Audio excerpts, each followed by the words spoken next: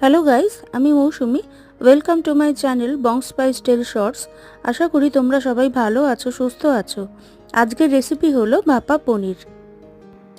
প্রথমে একটা মিক্সির জারের মধ্যে পোস্ত, কাজু, আদা ও কাঁচা লঙ্কা দিয়ে একটা মিহি পেস্ট করে নিতে হবে। এবার একটা টিফিন কৌটোর মধ্যে ওই পোস্ত বাটা, টক দই, নুন, হলুদ আর কিছুটা সর্ষের তেল মিশিয়ে নিতে হবে।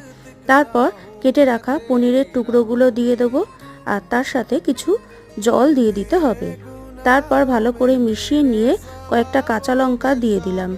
এবার টিফিন কৌটো আটকে দিয়ে একটা ননস্টিক প্যানের মধ্যে জল গরম করে নিয়ে টিফিন বক্সটা বসিয়ে দিতে হবে।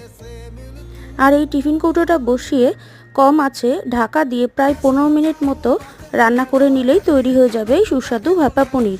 কেমন লাগলো রেসিপিটা অবশ্যই একটা কমেন্ট করে জানিও। তাহলে আজকের মতো টাটা।